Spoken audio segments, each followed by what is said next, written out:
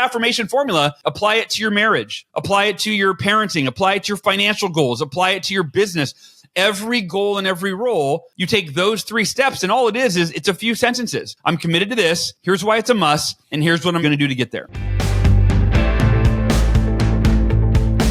You're listening to the Elevate podcast, and I'm your host, Robert Glazer. Join me as I talk to world-class performers about how they build their capacity and reach greater heights in leadership, business, and life, and how you can do the same.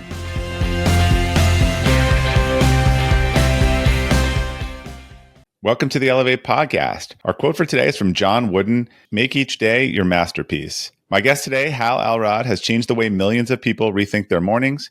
He's the best-selling author of one of the highest-rated best-selling books in the world, The Miracle Morning, which has been translated into dozens of languages and shares a morning routine practiced daily by millions of people worldwide. It was also just released in a special updated 10-year anniversary edition. Hal's also the author of The Miracle Equation, a renowned speaker who has spoken to audiences around the world. Hal, welcome. It's great to have you back on the Elevate podcast. Robert, we've been here and done this before, but today is going to be different, better, new, and improved.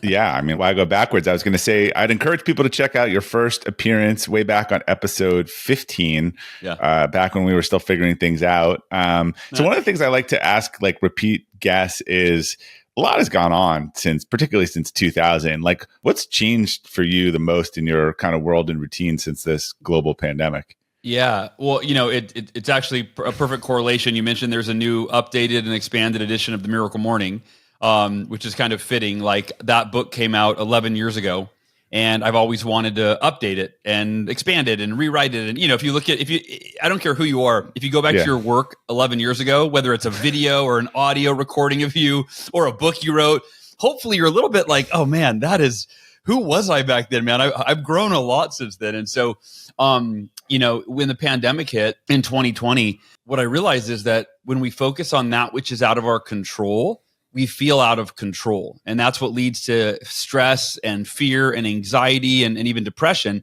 And in 2020, that which is out of our control was just magnified and amplified and, shoved down our throats, if you will.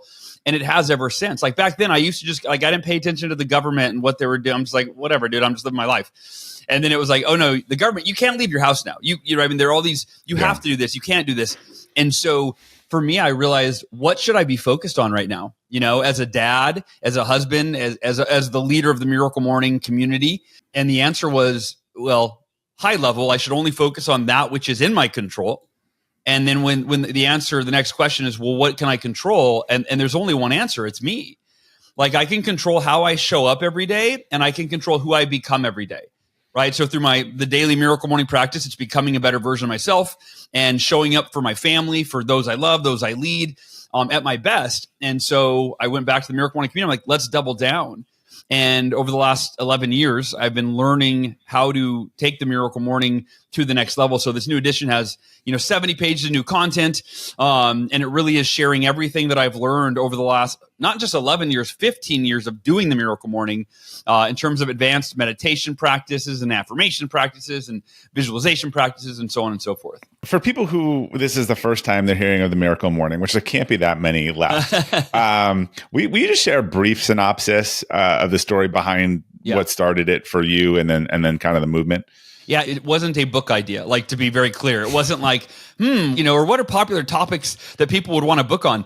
It was very much this organic. In 2008, when the U.S. economy crashed, I crashed with it. I lost over half of my clients, half of my income, lost my home. It was foreclosed on by the bank. My body fat percentage tripled. It really was like, for me, physically, mentally, emotionally, and financially, it was rock bottom. And a series of events led me to realize that if I want to change my outer world, I got to change my inner world. I got to become the person that's capable of thriving in the Great Recession, right? The 2008 Great Recession. And there was a quote from Jim Rohn. He said, "Your level of success will rarely exceed your level of personal development." And you might have heard that quote before. I think I had, but it never clicked the way that it did. And what happened for me is I quantified it. And I went, if my level of success is not going to exceed my level of personal development, I have to ask two questions. What level of success do I want? And what's my level of personal development, right? Because they're going to parallel each other. Yeah. And the level of success that I want on a scale of 1 to 10 is the same as, if you're listening to this, it's the same that you want. Level 10, health, happiness, financial security, you name it. Every human being has an innate drive and desire to self-actualize and to experience the best that we possibly can in every area of life. So we all want level 10. So the next question I ask is, and I want you to ask this to yourself, what's my level of personal development? And to define that, to make it a little easier to answer that, for me, personal development is what's your daily personal development ritual and routine or routines that enable you to become a better version of yourself every single day, so that as you become better, your ability to create better results in your life, achieve higher levels of success, it parallels. And the answer to that question for me was like, I'm like at a 2 or a 3. Like, I'm not doing much every day. Like, I'm so stressed out just trying to survive and manage my life and my business. And so the epiphany was, I need to go study what the world's most successful people do for personal development and assemble the most effective personal development ritual, arguably of all time. And so that I can quickly become that level 10 version of myself. And that's where the Miracle Morning, I assembled these 6 practices, timeless practices that every successful person does at least 1 or 2, maybe 3 of. But I had never heard anyone that did all 6. So I thought, what if I do all 6 practices? That would be the ultimate morning routine that would enable me to become the person I need to be as fast as humanly possible. And I was thinking, like, give myself 6 to 12 months to turn my life around. And it happened, Robert, in 2 months. In 2 months, in the worst economy of my lifetime, I doubled my income. And if you're listening right now and you're concerned with the recession, this has worked not just for me, it's worked for millions of people around the world, right? And so that was it. And within 2 months, I went to my wife. I said, sweetheart, I signed on 2 more coaching clients today. This is the end of the story here. And she said, oh, congratulations, sweetie. That's great. I said, no, you don't understand. This is a tipping point. We've officially doubled our income since I started that morning ritual. It feels like a miracle. And without hesitating, she goes, it's your miracle morning. I go, I like that, right? And then I started teaching my coaching clients. They went from, I'm not a morning person, to, oh my gosh, Hal, this works. I'm changing my life. I'm having the best week in my career. And that's when I realized that if it changed my life and their life, it could change the world. And that's where I started writing the book. And, the rest is kind of history, as they say. So talk a little bit about the community and the reach. I was amazed from our first episode, like how far and wide had it gone in terms of languages and otherwise, and people in this community. Like, can you talk about a little high level? And then I'd love to hear 1 or 2 anecdotes of, like, I always think like the far flung person in the remote part of the world who reached out to you and sort of joined the movement. Yeah. No, that I love that. So the book itself has sold over 2 million copies, and we actually think my agent thinks it's over 3 million, but it's really hard to get accurate reporting from these 40 different foreign publishers. So and they're it's getting reports a year later is real time. Yeah. I went to Brazil to speak in Brazil, and then I did a book signing with my publisher and a media tour. And and if you would have asked me at the time, how many copies have you sold in Brazil? I probably would have said, man, it's done really well in Brazil. I think we're over 50,000 copies. You go, wow, that's amazing. They hand me a plaque at the book signing that says over 500,000 copies sold. And I'm like, and this was 2015 or something. How do I not know that I've sold 500,000 copies in Brazil? So it's been the #1 best-selling book in Brazil, in Korea. What other countries? Like #6 in UK. So it's done really well overseas. In fact, it sold more copies overseas than it has in the US. US is around 1 million. But so the Miracle Morning community is a Facebook group with 350,000 people from over 100 countries that wake up every day and support each other. And it's one of the most inspiring groups of people that are all waking up, dedicating time to their morning ritual. And I want to say really quickly, if you do not consider yourself to be a morning person and you're like, I don't know if this will work for me, I don't want to wake up early. It's not the 5 a.m. club. You could wake up 10 minutes earlier and do a miracle morning. In fact, there's a chapter in the book in the new edition called the 6-Minute Miracle Morning, which is literally on days where you are pressed for time, or if you just don't want to do more than 6 minutes, how do you do the 6 practices effectively in 1 minute each? And you mentioned, for an anecdote, a couple that are just profound. You said somebody on the other side of the world. So in the Miracle Morning documentary, and y'all can watch this for free at miraclemorning.com, and it features like Robert Kiyosaki and Mel Robbins and Brendan Burchard and Lewis Howes and Layla Ali and Joe Paulus. There's some big name achievers in this film talking about how their morning routine impacts their success. And we also followed some extraordinarily, some ordinary folks that aren't, famous or well known, who have had extraordinary transformations with the Miracle Morning. One of them is Rister Mum. She is in Kenya. Her dream was to be a motivational speaker after she was blind, and her husband left her with 2 kids. So she's blind, and somehow she discovers the Miracle Morning through a Google search. And now she's following her dream. She's a published author. She's following her dream, being a motivational speaker. And so we sent a camera crew to Kenya, and they filmed her, and it's inspiring. Another gentleman, Mike Eaton, had been obese his entire life, and he had tried every diet and this and that. He started the Miracle Morning, and he lost 80 pounds in a matter of months after he started. I think it was like 3 months after starting the Miracle Morning. Maybe it was more than that, but 6 months. It was profound. And the last story I'll share is Keith Minnick. His son died 3 hours after being born. And Keith was the director of business development at Turner Home Broadcasting. And he went into a deep depression for about a year. And he had read books on grief and dealing with loss of a child. Nothing had helped him. And a friend said, hey, try this Miracle Morning book. It changed my life.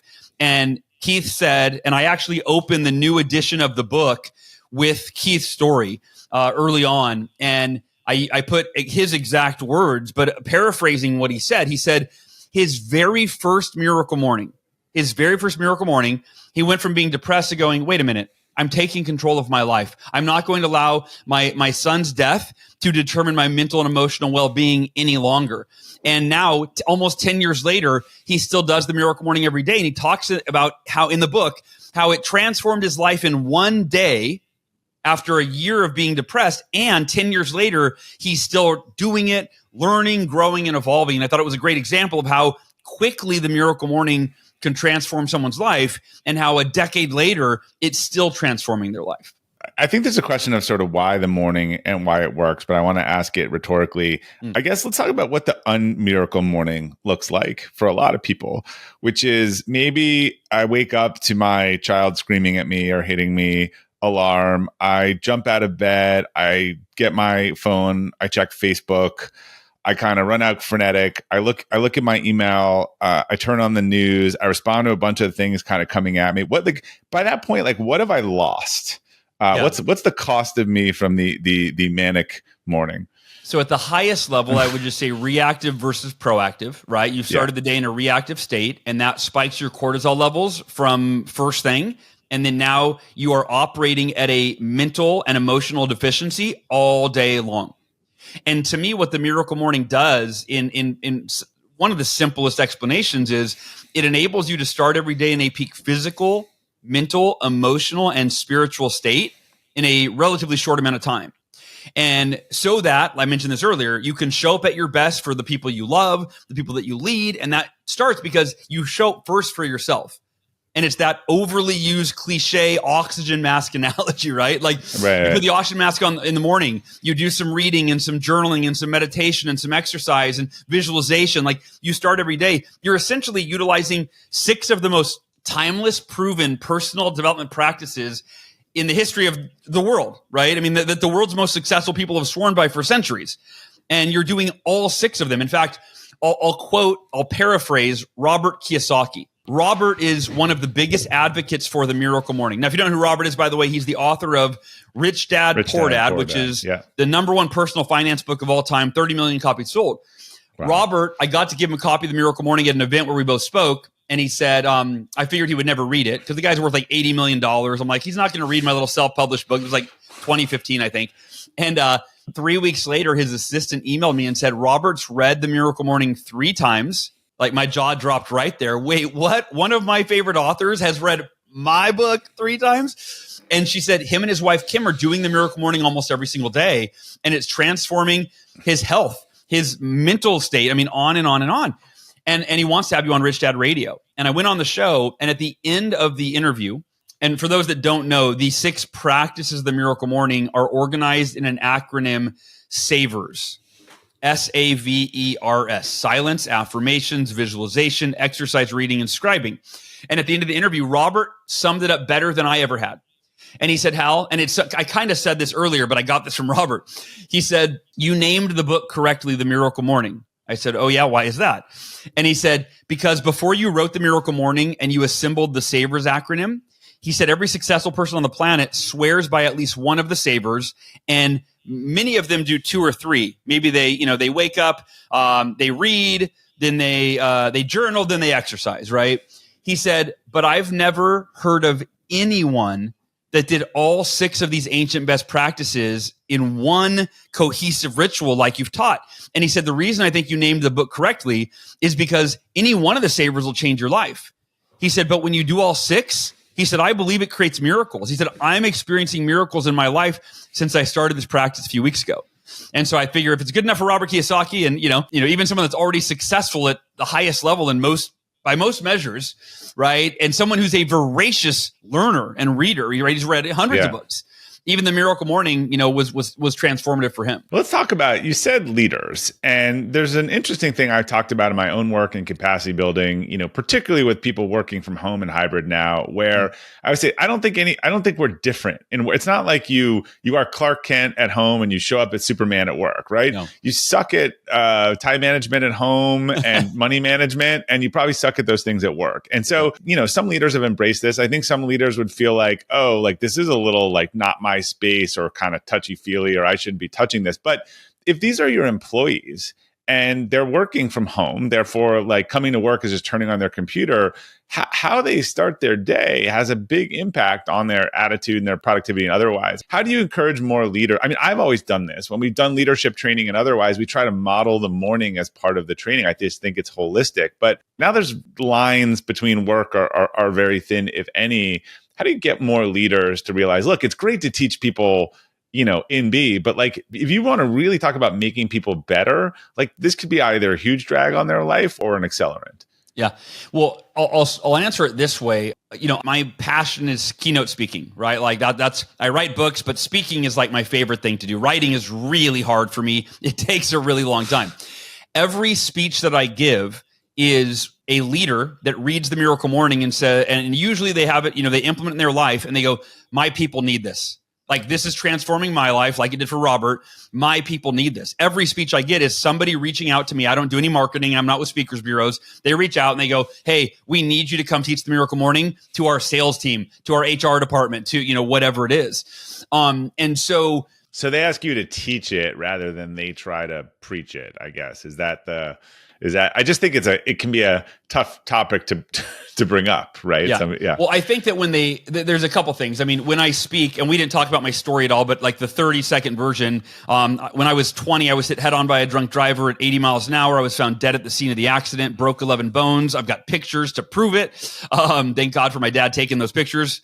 They really make my keynote, a lot more impactful. And then I was diagnosed with cancer 7 years ago, and I was given a 20% chance of surviving. And so I've been through these pretty, traumatic experiences that many of us have. But the point is that when I go give my keynote, the first, 20 minutes are like this emotionally engaging thing that it brings people in. And then I take them into the 2008 financial crash, and I say, by a show of hands, how many of you were around during the 2008 financial crash? And of course, everybody raises their hand. I'm like, oh, that wasn't just me. And they usually can remember what that was like for them, right? How stressful a time it was. Maybe they lost their house, et cetera. So they're brought in emotionally. And then I'm able to go, hey, here's how the Miracle Morning transformed my life. I doubled my income in 2 months. Here's how. And let's walk through how you can apply this in your life. And then I end the speech with a 30-day journey, right? Like a 30-day challenge, but 30-day journey. Right. And I make it super simple. I go, you don't have to wake up an hour earlier and do all 6 of the SAVERS. Wake up 10 minutes earlier and just do the reading part. Cause I give, every client when they book me, they get books. And so they give, so everybody's like bought in hardcore. Oh my gosh, this is amazing. We're going to do this. And then I always say, raise your hand if you're committed to give it a shot for 30 days. All you have to do is start by reading the book. And then when you get to the chapter on silence, add silence into your next Miracle Morning. So now all you're doing is the R and the S of SAVERS, reading and silence. Easy. We need the chapter on affirmations, add affirmations in. So it really makes it super easy for everybody in the audience to create the Miracle Morning. And now we have companies like Reuben Brown, a national CPA firm. The Miracle Morning is part of their culture. The Miracle Morning is part of their hiring process. Yeah. In fact, it's their competitive advantage where they go, hey, We go beyond just having you come in and do accounting. We actually pour into our people. We have this thing called the Miracle Morning. Every new hire gets a book. And then we have a monthly call where we guide everybody through a 30-day challenge month after month after month after month. And they're on like their 13th month now since I spoke at their company. So it really is becoming, and that's for us a huge opportunity for Miracle Morning, is to model what Reuben Brown and some other companies are doing and really take that to a lot of companies so that we can, hand them the playbook. But right now it's just get the book, read it, apply it, and then share it with your people. And you alluded to this before, but I have found that one of the protests, it's not a 5 a.m. club, but it comes from working parents, moms, who say, look, again, my wake up call is my 3-year-old at 5:30 in the morning, kind of hitting me on the head, and I just can't get up any earlier. Yeah. And what's interesting is we've said, John, well, how's that working for you? Yeah. And the answer is it's terrible. Like it's, and again, just, hey, do us a favor. Try when you go home, we were at a hotel for 3 days. You were doing this routine. You liked it. Try just get up 10 minutes earlier. Yeah. Make your coffee, have a few minutes to yourself. You know that alarm is going to wake you at 5:30. The feedback from everyone is overwhelmingly, that was such a big change in my life that I actually decided to get up even earlier. Yeah. It gets addicting, man. You're like, wait, my me time in the morning is the best part of my day. I want as much of it as I can possibly have. And to your point, well, I think that about the kids, I think that we have a responsibility to wake up earlier than our kids. How can we give them our best if we're reacting to them waking us up? Yeah. Right? Yeah. No, we have an opportunity or a responsibility to start every day and go, okay, like I have affirmations and I have some self-imposed rules. Like my reading, I'm not allowed to read a business book until I've read a family book, meaning a book on parenting or marriage. That's my self-imposed rule to remind myself every day, family is my number one priority. One of the components of Miracle Morning is affirmations. And I think affirmations are the most misunderstood. Yeah, I was going to ask you about that. Yeah. And most, that's the one that's probably most uncomfortable for people. Like, cause they think about, all I can think about is Saturday Night Live. I'm smart enough. It's the only thing I can think about. I'm Dana Carvey, wasn't it? Doggone it. People like me. Was it Dana Carvey? No, it was, Al Franken. Oh yeah, Al Franken. Yeah. That is just my affirmation association. Yeah. Totally. It made a joke out of it. But here's the thing: even if you're learning it from like a well-meaning self-help author or guru, there's two problems with the way that it's often taught. Number one is we're taught to lie to ourselves about something that we wish were true, but it's not true yet. So, for example, if you're struggling financially, you'd be taught to just affirm, "I am wealthy." I am wealthy, right? But the problem is, if you don't actually believe yourself to be wealthy, you're creating an internal conflict that's unhealthy, right? So you go, I am wealthy, and your subconscious shouts the truth at you, goes, dude, no, you're not. You go, stop it. I'm doing my affirmations, right? You're fighting reality because the truth will always prevail. The second problem with affirmations is we're taught to use this flowery passive language that's very woo-woo, and it promises some magical result independent of any effort on our part. So you've probably heard some form of this affirmation that says, I am a money magnet. Money flows to me effortlessly and in abundance, right? And any sane person knows that's not how money works, right? Unless you run a Ponzi scheme. Yeah, there you go. But you have to create value in the marketplace, in your business, for your employer, right? And then once you create value, you increase your value and you get paid more. I think those two approaches that have been taught and repeated ad nauseum for decades give affirmations a bad rap. I'm going to teach everybody 3 really simple but profoundly effective steps to create affirmations that are practical, that are actionable, that are rooted in truth, that are results oriented, that will produce results in your life. Step 1, affirm what you're committed to. So I am committed to blank. No matter what, there's no other option. And that blank, it could be an outcome or it could be an activity. It could be I'm committed to losing 10 pounds in the next 3 months. Or doing the work every day. Exercising 10 minutes a day for the next 3 months, right? Either way, you're moving toward the result that you're committed to. And here's the thing. In life, we get what we're committed to. That's it. If you're fully committed, there's always a way. You'll find a way. If you just want it really bad, but you're not fully committed. So arguably the most important thing you could affirm every day is I am committed to this thing, this outcome, this, no matter what, there's no other option. It's a gut check every single day. And if you're taking notes by chance, or just if you want to remember this, what you affirm becomes your reality. What you affirm, my marriage sucks, is an affirmation. Yeah. My spouse doesn't get me is an affirmation. I'm a victim, which is what's going on today. Like in our culture, I'm a victim, and then it just becomes your orientation. Totally, yeah. Like in 2008, when my economy, when your economy did tanked, crash, yeah, and I crashed, I lost over half of my income. I was pointing at the economy, and I was affirming it's the economy's fault. I have no control over my income because I'm not in control of the economy. And I would imagine that for a large amount of people, large percentage, that's a natural thing. We're very conditioned to believe that outside forces are dictating how we feel, our results in our lives, etc. It's my boss's fault. It's this fault, right? And on my very first miracle morning, that was the profound shift. As I went, oh, wait a minute. Instead of blaming the economy, I'm going to take ownership of becoming the person that I need to be that can thrive in any economy. And I did. I doubled my income in 2 months because I took full responsibility for doing that. So step one, affirm what you're committed to. Step two, affirm why it's a must for you, right? I'm committed to blank no matter what. There's no other option. I'm committed, or it's a must for me because, and then I like to frame it. I like to choose the people in my life that I'm doing this for. Not so I'm number one, right? It's a must for me because I'm doing it for my wife because, right? How's it going to benefit my spouse? I'm doing it for my kids because I'm doing it for my team that I lead because I'm doing it for humanity. Here's the example. When I had cancer 7 years ago, I was given that 20% chance of surviving. And my affirmation said, I'm committed to beating cancer and living to be 100 plus years old. No matter what, there's no other option. I'm committed for Ursula because I promised her forever and a day.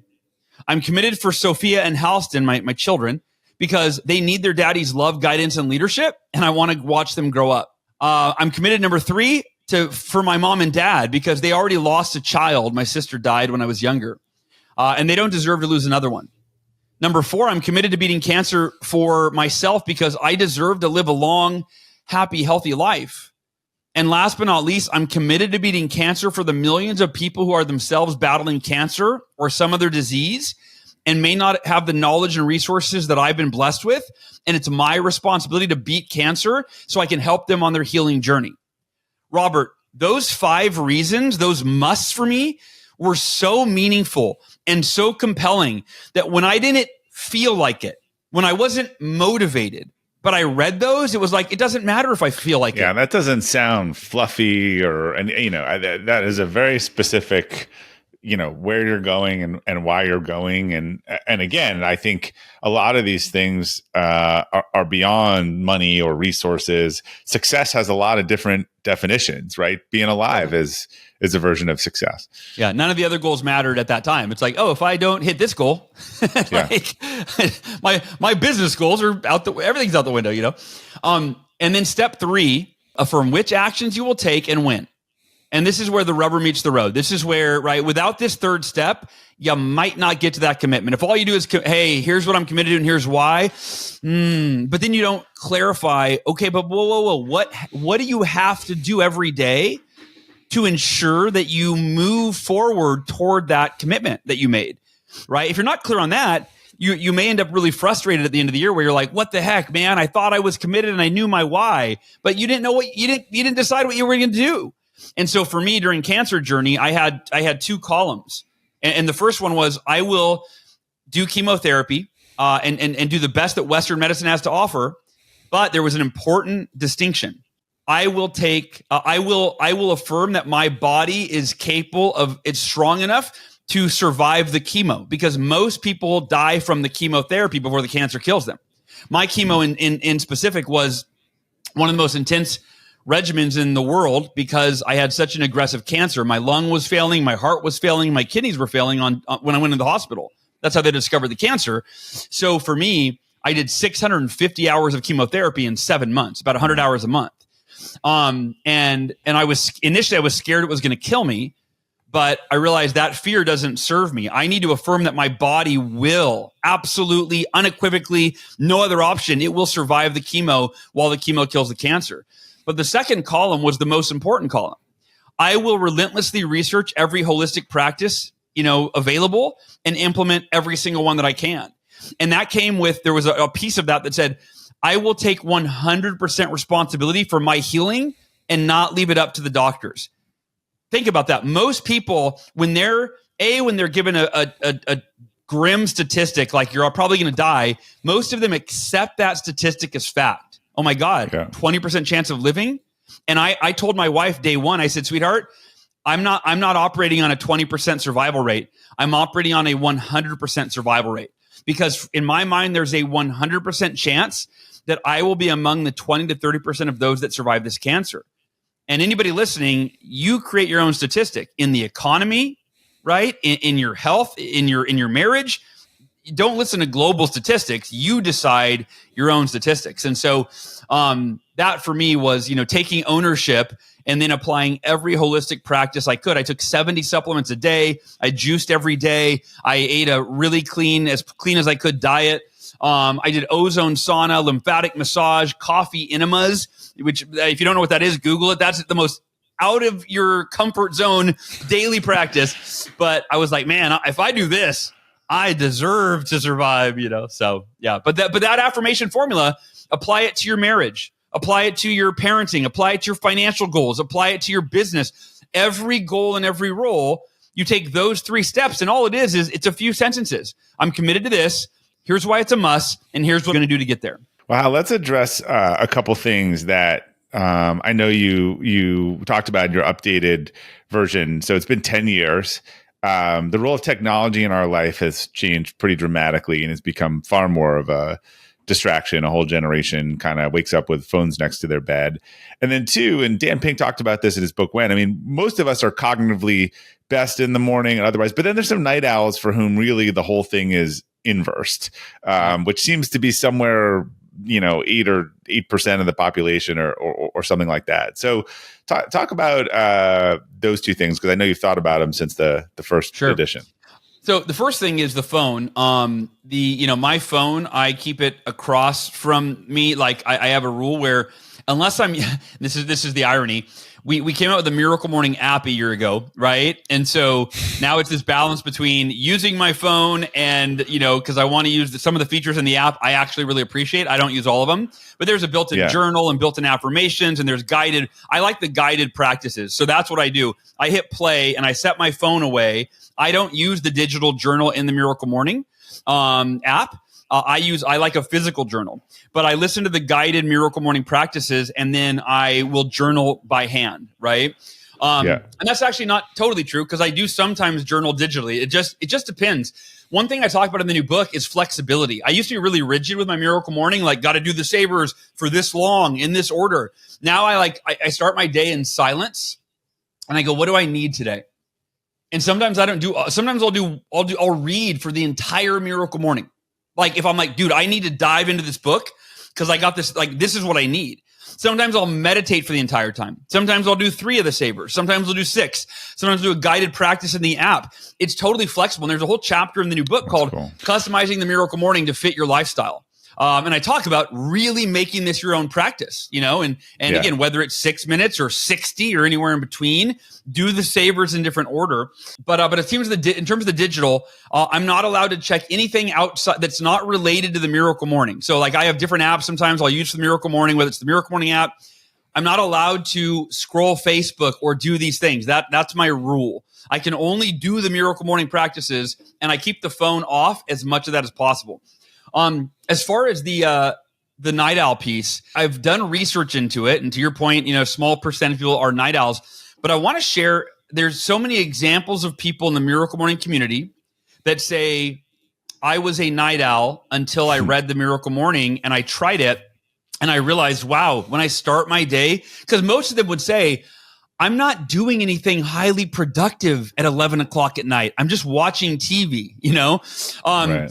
And they're not writing the true night owls write novels in the middle of the night, right? Yeah. And so I'll give you an example. Do you know who Pat Flynn is? Yeah, so Pat Flynn is, multi-millionaire entrepreneur, phenomenal dad, marathon runner. He's basically someone that thrives in almost every area of his life. And when he had me on his podcast, and this was like 2014, this was a long time ago, he started by saying, Hal, I am not a morning person.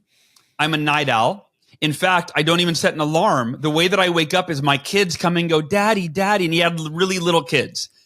And he goes, So basically convince me why I should read your book and change. And I'm going, how am I going to convince somebody that's already like thriving in every area of life? And he has the most adorable wake up system, which is his little cute kids waking him up.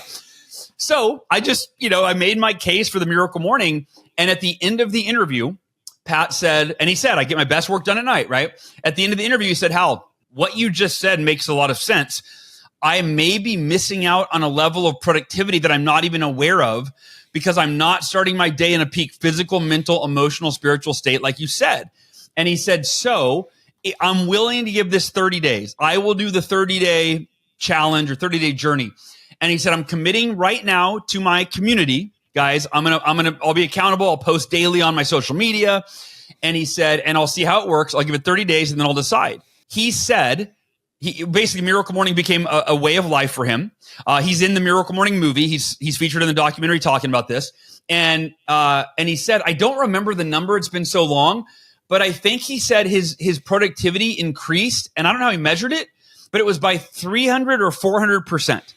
Oh. So that's an example. Like for me, I love, I think anecdotal evidence is the most underrated evidence. If you're like, hey, 1,000 people are all saying this, maybe I should look into it rather than have to find some, slanted study online that says it, this works. I was just going to say, Jeff Bezos, I just heard that he said to someone, when the data and the anecdote conflict, I go with the anecdote. And so I was like, I like that. Text me that, man. I need to remember that. That is a really good quote. And I agree. Like, for example, cancer statistics. Those are manipulated by the companies that make all the money off the medication. They don't make money if they tell you an organic diet will actually help you, right? When I asked my oncologist, what part does diet play? He said, it doesn't matter as long as you do chemotherapy. I was like, dude, come on, bro. Like that was more of a rhetorical test question and you just failed it miserably, right? I was going to say, last thing is this. If you're not a morning person, quote unquote, you don't consider yourself a morning person. I was asked a few years ago during an interview, what percentage of the Miracle Morning considered themselves to be morning people before they read the book? So this was an easy switch for them. It was like, oh, cool. I already wake up early, no problem. Instead of checking email or social media, I'll do the Miracle Morning. I'll do the Savers. Easy. And he said, and what percentage of them had never in their life been a morning person? I said, I have no idea, man. That's a question I need to know the answer. So we've surveyed hundreds of thousands of people in the Miracle Morning community to ask, before you read the book, were you a morning person already, or had you never been a morning person? And 72% say they had never been a morning person until they read the book, and it changed it for them. And so if it worked for them, it would work for anyone that's not a morning person. That's compelling data and anecdote. And anecdote. Both. Yeah, double up. All right, Hal. Last question for you. What's changed since you started? What's changed the most about? What have you changed in your morning routine that had the biggest impact for you? It's interesting. I actually I got too advanced. So I'm going to answer this question in a weird way. You went back to simple? Yeah. I went too far away from my original practice. And in 2020, I went through a really difficult time. After 3 years of chemotherapy, I had sleep deprivation, which, by the way, it's why I added a new chapter in the book called The Miracle Evening. If you struggle with sleep, this can solve it for you. But I had a really difficult time. And I'm like, wait a minute. I got depressed in 2020. I was suicidal. It was, I won't go into the whole thing. We don't have time, but I was bad. I was a mess. I was only sleeping 2 to 4 hours a night. After 3 years of chemotherapy, my brain just was fried. And I went, okay, wait a minute. How can I overcome the depression? And I was trying to figure out everything. I went, well, wait a minute. In 2008, I overcame depression doing the Miracle Morning. Why I still do the Miracle Morning? Why is it not working like it used to? And I went and pulled out my affirmations from 2012, my journal entries from 2012. And I realized, man, I've gotten away from the basics, the essence of the Miracle Morning. And so I went back and I just started total beginner's mindset, learning from myself, interestingly enough. I reread the original book. I created I just went back to basics. And so when I wrote the new edition, I had that in mind. How do I write this where I don't overwhelm somebody and I don't lose the essence of what's made this practice and this book change millions of lives?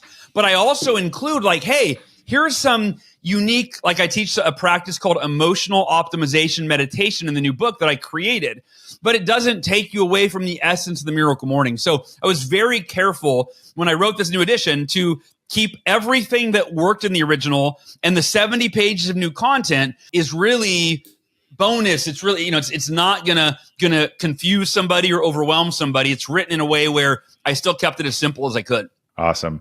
Well, Hal, where can people learn about you and your work in the Miracle Morning and the new updated book?